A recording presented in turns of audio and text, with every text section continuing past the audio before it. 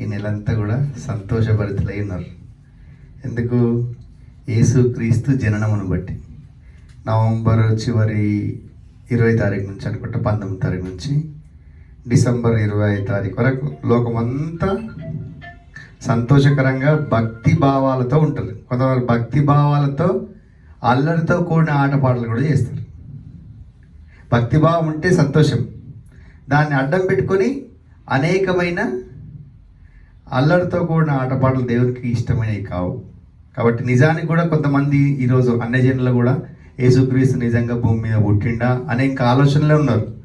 కాబట్టి యేసుక్రీస్తు పుట్టిండడానికి సాక్ష్యం ఈరోజు మనం 2024 డిసెంబర్ రాస్తున్నామంటే అది క్రీస్తుని బట్టి. ఈరోజు నీ బర్త్డే రాసుకుంటున్నావు, డేట్ ఆఫ్ బర్త్ అంటే అది క్రీస్తుని బట్టి.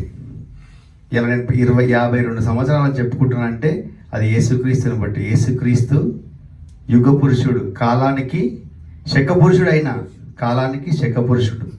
కాబట్టి అందులో ఏ సందేహం లేదు. ఆయన జననం ఏ విధంగా జరిగిందో కొన్ని విషయాలు మనం ఈరోజు ఆలోచన చేద్దాం.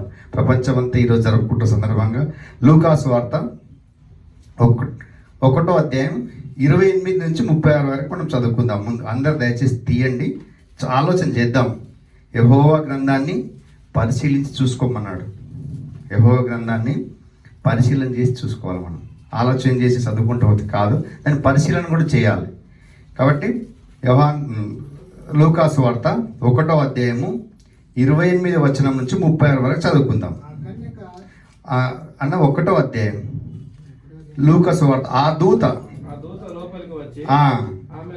ఆమెను చూచి, దయా ప్రవక్తల నీకు శుభము, ప్రభువు నీకు తోడైన్నాడని చెప్పాను. అయితే యేసుక్రీస్తు ప్రభుల వారు కలబోయే మరియా దగ్గరికి వచ్చింది దూత.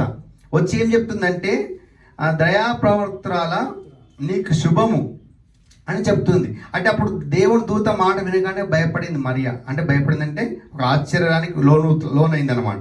అయితే శుభమని చెప్పి శుభవచనం ఏమిటో అని ఆమె ఆలోచన చేస్తుంది. అంటే నాకు దేవుడు ప్రత్యక్షమైన అతను మాట్లాడుతున్నాడు అంటే ఆమెకు లేఖనాలు తెలుసు కదా. అయితే దేవుడు అతను ప్రత్యక్షమైన మాట్లాడుతుంటే ఆమె శుభవచనం ఏంటిదో వినాలని ఆతృతతో ఉన్నది. కంటిన్యూ చదవండి అన్నది. భయపడకము, నీకు తోడైనాడు.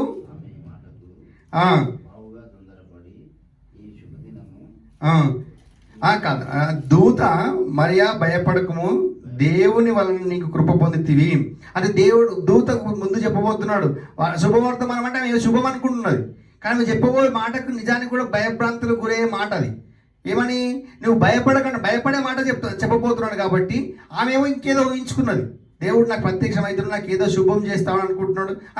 అయితే ఏమని చెప్తున్నాడు ఒకసారి చూడండి. భయపడకము,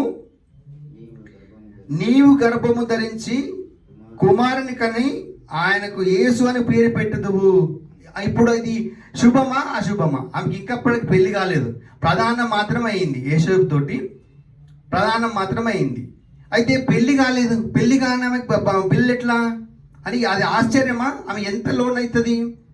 అసలు లోకంలో ఉంటే లోకంలో ఎట్లా అంటారు? ఇప్పుడు మనకు సపోజ్ మీకు అర్థమవుతుంది, పెళ్లి కాకముందు పెళ్ళి అవుతారంటే ఎంత నరకవేదన అనిపిస్తారు ఆడవాళ్ళు.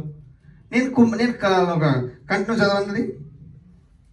యేసు అని పేరు పెట్టదు, ఆయన గొప్పవాడై సర్వోన్నతుడి కుమారుడు అనబడును. ప్రభువైన దేవుడు ఆయన తండ్రి అయిన దావీదు సింహాసనమును ఆయనకిచ్చును. ఆయన యాకోబు వంశస్థుల యుగ యుగంలోను ఏలును. ఆయన రాజ్యం అంతము లేనిదై ఉండును అని ఆమెతో చెప్పాను. అందుకు మరియా, నేను పురుషుని ఎరిగిన దానిని ఇది ఎలాగూ జరుగునని దూతతో అనగా, ఆ దూత పరిశుద్ధాత్మ మీ మీదకి వచ్చును, సర్వోన్నతుని శక్తి నిన్ను కమ్ముకొని గనుక పుట్టబో శిశువు పరిశుద్ధుడై దేవుని కుమారుడు అనబడును. అయితే ఆమెకు అప్పుడు చెప్తున్నప్పుడు ఆమెకు అర్థం కాలేదు. ఇక చాలా బాధలతో ఉన్నది. అప్పటికి శుభం అని చెప్పినాడు, ఆలోచన చేస్తూ ఉన్నది ఏం శుభం వస్తుంది అనుకున్నది. కానీ చెప్పే వరకు బాధలో ఉన్నది. ఇది ఎట్లా? మళ్ళీ ఆమెకు నమ్మకం కలగాలి కదా, ఇది ఎట్లా సాధ్యమని ఆమె క్వశ్చన్ చేస్తూ ఉన్నది. అయితే నీకు దేవుడు తోడైంటాడు, నువ్వు భయపడకు, నువ్వు ధైర్యంగా ఉండు అని చెప్పేసినప్పుడు అందుకు ఒక సూచన కూడా చేసిండు. అంతకంటే ముందు 6 నెలల ముందు సూచనగా దేవుడు ఏదన్నా చెప్తే ముందు చెప్తాడు, చెప్పినాకనే చేస్తాడు. దేవుని స్వభావం అది. మొదటి మానవుడి నుంచి కూడా ఆదామును కూడా ఆలోచన చేస్తే ముందు చెప్పిండు, నువ్వు ఆ పండు తినకు అని చెప్పిండు. చెప్పి తింటే ఏమైతుందో చెప్పిండు, కానీ ఆయన చేసిండు. తోట నుంచి వెళ్ళగొట్టిండా లేడా? కాబట్టి ఏదైనా కూడా దేవుడు ముందు చెప్తాడు. మరియకు కూడా ముందు చెప్పిండు. అంతకంటే ముందు 1వ అధ్యాయం 7వ వచనం చదువుకుందాం. ఎలిజబెత్ గొడ్రాలైనందున వారు పిల్లలు లేకపోయి మరియు వృద్ధులైన కాడ అండర్లైన్ అది బ్రాకెట్లో చూడండి. అయితే వృద్ధులైరంటే వృద్ధులంటే బావు ముసలోళ్ళు. అప్పుడు గర్భము ఎండిపోయింది, వాస్తవానికి అక్కడ పిల్లలు కారణాన్ని నిశ్చయించుకోరు. ఇక అయినా దేవుని యాజకత్వం జరిగిస్తా ఉన్నారు. ఒకసారి చూడండి కింద. జకర్య తన తరగతి క్రమం చొప్పున దేవుని ఎదుట యాజక ధర్మం జరిగించుండగా యాజక మర్యాద చొప్పున ప్రభు ఆలయంలోనికి వెళ్ళి ధూపం వేయినప్పుడు వేయుటకు అతని వంతు వచ్చెను. ధూప సమయమందు ప్రజల సమూహమంతయు వెలుపల ప్రార్థన చేయుచుండగా ప్రభువు దూత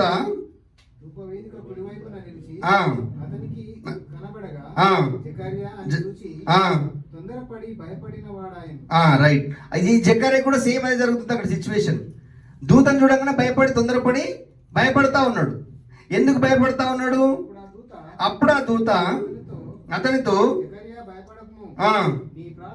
నీ ప్రార్థన వినబడినది, నీ భార్య అయిన ఎలిజబెతు నీకు కుమారుని కనును, అతనికి యోహాను అని పేరు పెట్టుదువు. గొప్పవాడై ద్రాక్షరసమైనను మద్యమైనను తాగక మొదలుకొని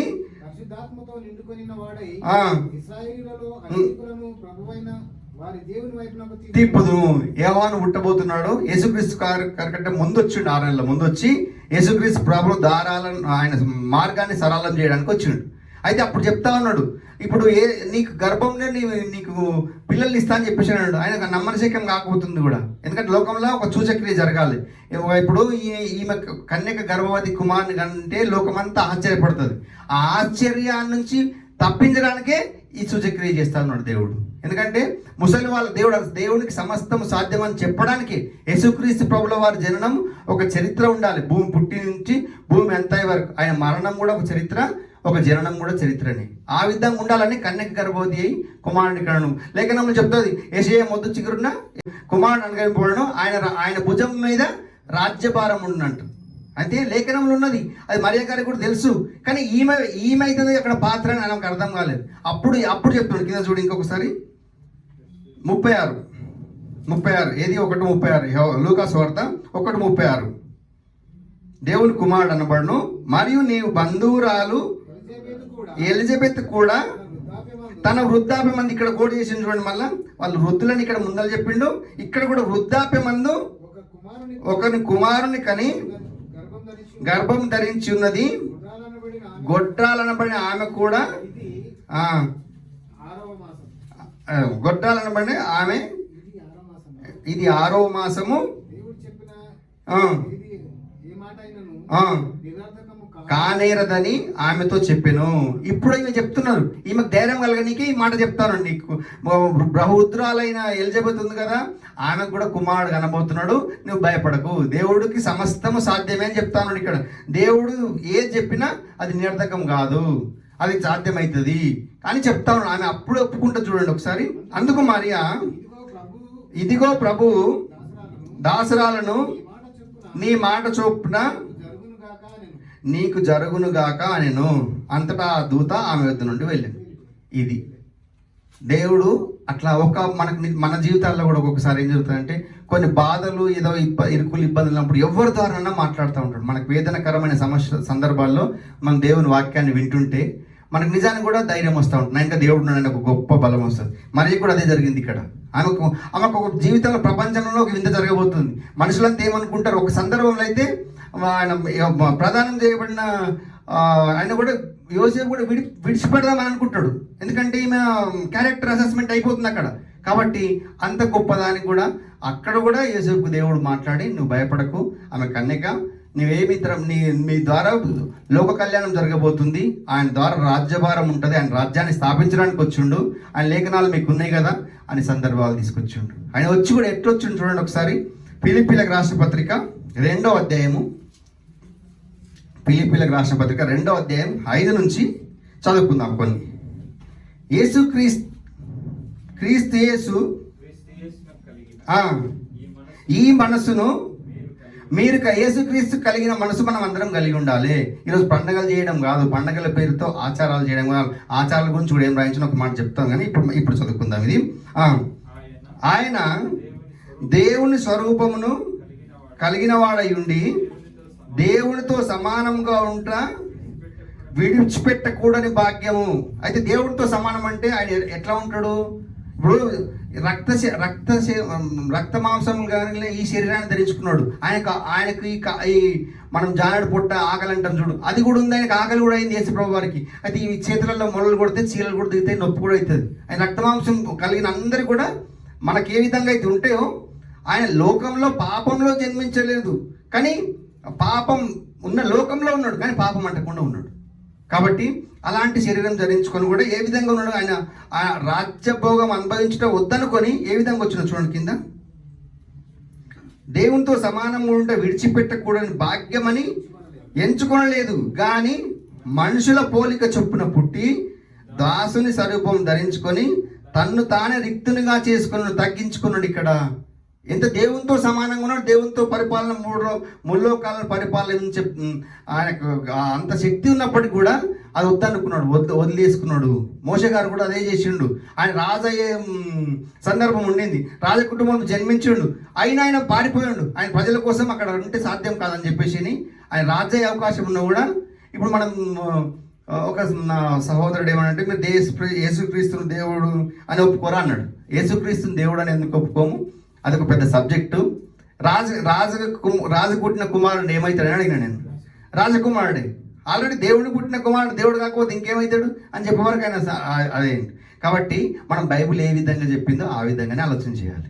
అపోస్తలులు ఆ విధంగానే ఆలోచన చేశారు, మనం ఆ విధంగానే ఆలోచన చేయాలి. ఆయన రాజు అయి ఉన్నాడు, రాజు పక్కన ఉండి రాజ్యాలు నడిపిస్తా ఉన్నాడు. చూడండి ఒకసారి కంటిన్యూ చదువు. దాసుని స్వరూపం ధరించుకొని తను తాను రిక్తునిగా చేసుకును, మరియు ఆయన ఆకారమందును మనుషుడుగా కనబడిన మరణము పొందినంతగా, ఆయన శిలువ మరణం పొందినంతగా విధేయత చూపబడిన వాడాయను.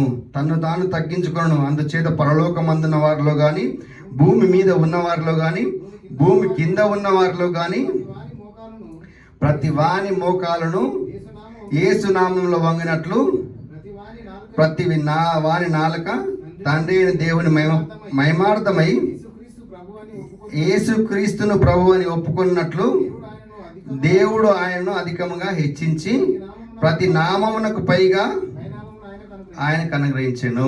ఈరోజు ప్రపంచంలో ప్రతి నామం ఏ పేరైనా ఉండొచ్చు. ఈరోజు మనం ట్రంప్ అనుకుంటున్నాం, మొన్న ట్రంప్ గెలిచింది కదా, ముఖ్యమంత్రి రేవంత్ రెడ్డి అయ్యిండు. రాష్ట్రంలో ఏ ప్రాజెక్ట్ చేయాలన్నా ప్రజలకు ఏది చేయాలని నిర్ణయం తీసుకునే అధికారం ఉంటుంది రాష్ట్రంలో. ఇప్పుడు ప్రధానమంత్రిగా ఉన్నాడు ఎవరు? మోదీ దేశంలో ఏ నిర్ణయం తీసుకోవాలని చేతులు ఉంటుంది, అధికారం ఉంటుంది, అంత అధికారం ఉన్నది. ట్రంప్ ఎవరు? ప్రపంచానికి అధినేత. ఆయన ప్రపంచానికి అధినేత. ప్రపంచంలో ఏ దేశం మీదకి ఏం చేయాలన్నా వాళ్ళకి అధికారం సర్వాధికారాలు ఉన్నాయి. ఆయన ఏమన్నాడు తెలుసా? మొన్న గెలిచినప్పుడు ఒక ఉపన్యాసంలో, ప్రపంచంలో ఎవరైనా కూడా నువ్వు గొప్పవాడు, రెండోసారి గెలిచాడు, నువ్వు గొప్పవాడు అందరూ అప్రిషియేట్ చేస్తుంటే, ఆయన మొదటి ఉపన్యాసంలో నేను గొప్పవాడిని కాదు, నేను నమ్మిన యేసుక్రీస్తు గొప్పవాడు, ఆయన గురించి మీరు చెప్పండి అని చెప్పేసి, మీరు అందరూ బైబిల్ కలిగి ఉండాలని చెప్పేసి అని ఒక చట్టం తీసుకురాబోతున్నాడు అమెరికాలో. ఇలా అంటే ఎవరి పేరు గొప్పది కాదు, ప్రభు యేసుక్రీస్తు వారే గొప్పవారు భూమి మీద. దేవుడు రాయించిండు అది. ప్రతి వాని మోకాలు యేసుక్రీస్తు నామంలో వంగాలి. ఎందుకంటే ఆయన అంత రిక్తునిగా చేసుకొని ఆయన మన కోసం ప్రాణం పెట్టిండు. దేవుడు యేసుక్రీస్తు పుట్టలేడని కాదు, పుట్టిండు, ఆయన వచ్చిండు లోకానికి. అయితే ఎందుకు మనము క్రీస్తు క్రిస్మస్ను ఆడంబరంగా చేసుకోమంటే, అది ఆడంబరంగా చేసుకోవద్దన్నాడు దేవుడు. అది చేసుకోవాలనుకుంటే ఆయన రాయిస్తుండే. ఇప్పుడు మోషే గారి కాలంలో ఆయన భార్య పేరు రాయించడం, వాళ్ళ అమ్మ పేరు రాయించడం, వాళ్ళ నాన్న పేరు రాయించడం, అది ఉన్న అధికారుల పేరు రాయించడం, మరి డేట్ ఆఫ్ బర్త్ రాయించకుండా ఎందుకోసం రాయించలేదంటే ఒకసారి చూడండి. మార్కు సువార్త 7వ అధ్యాయము 7వ వచనం దయచేసి చదవండి. మార్కు సువార్త 7వ అధ్యాయం 7వ వచనం. మానవులు కల్పించు తీసారు అందరూ, తీయాలి అందరు చూడాలి. మానవులు కల్పించిన పద్ధతులను దేవోపదేశములుగా బోధించు నన్ను వ్యర్థముగా ఆరాధిస్తున్నాను. ఇప్పుడు మన క్రిస్మస్లో ఏమేమి కనబడుతున్నాయి చెప్పండి? క్రిస్మస్ డ్రామాలు కనబడతాయి. మానవులు కల్పించిన పద్ధతులు ఉన్నాయి అట్లా. ఇప్పుడు ఒక తాత, క్రిస్మస్ తాత ఉన్నాడు, మరి ఎక్కడ బైబిల్లో తాత కనబడతాడా మనకు? మరి క్రిస్మస్ ఎందుకు పెడుతుంది? అది మనుషులు కల్పించిందే కాదా? సరే, స్టార్ కనబడుతుందంటే యేసుక్రీస్తు నక్షత్రం, యేసుక్రీస్తు పుట్టినప్పుడు నక్షత్రాలు నాకు కదిలి వచ్చినాయి, అది సంతోషమే.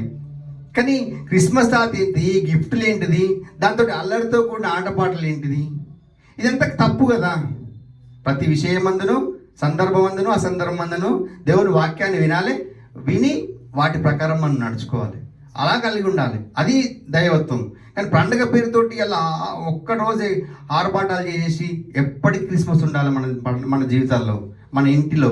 యేసుక్రీస్తు పుట్టి మన కొరకు చనిపోయి మన నిత్యం మనలో ఉండాలి. ఒక పండుగ రోజే ఆచారాలు చేసి మనుషులు వ్యర్థమైన పద్ధతులు చూపడం, మనం అది ఒక పద్ధతి అవుతుందని చెప్పేసి దేవుడు రాయించలేడు. ఎందుకంటే ఇప్పుడు 2000 సంవత్సరాలు అయింది యేసుక్రీస్తు వారు పుట్టి. మన అంతకంటే ముందు, మోషే కంటే ముందు 2000 సంవత్సరాల ముందు ఉన్న చరిత్రల పేర్లు రాయించండు. ఆయన బర్త్డే రాయించడా? అది చేయాలనుకుంటే ఆయన బర్త్డే ముఖ్యం కాదు, అక్కడ ఆయన గుణలక్షణాలు కలిగి ఉండమన్నాడు. మిమ్మల్ని పిలిచిన వాడి గుణాతిశయాలను ప్రచురం చేయ నిమిత్తము మనం సృష్టింపబడేవారమే. అంటే ఆయన గుణలక్షణాలు కలిగి ఉండాలి. ఆయన ఏ విధంగా చనిపోయిండు? నేను మీకోసం ప్రాణం పెట్టినా మీరును కూడా మీ సహోదరుల నిమిత్తం ప్రాణం పెట్టబద్దులు అయినారన్నాడు. అలాంటి గుణ లక్షణాలు మనం కలిగి ఉండాలి. ఒకరొకరు సహోదర ప్రేమ కలిగి ఉండాలి. ఇది కోరుకున్నాడు దేవుడు. కానీ బర్త్డేల పేరుతోటి హంగామా చేయాలని కోరుకోలేదని తెలియజేస్తూ, సహోదరులు ముందుకు వచ్చినట్లయితే బలలో చేయిద్దాం. అపోస్తులు చేయలేదు, మనం చేస్తలేము, అంతే. దేవుడు చెప్పలేదు, మనం చేస్తలేము. మనుషులు కల్పించే పద్ధతులు అన్నారండి. ఎవరు నిర్ణయింపబడినారు?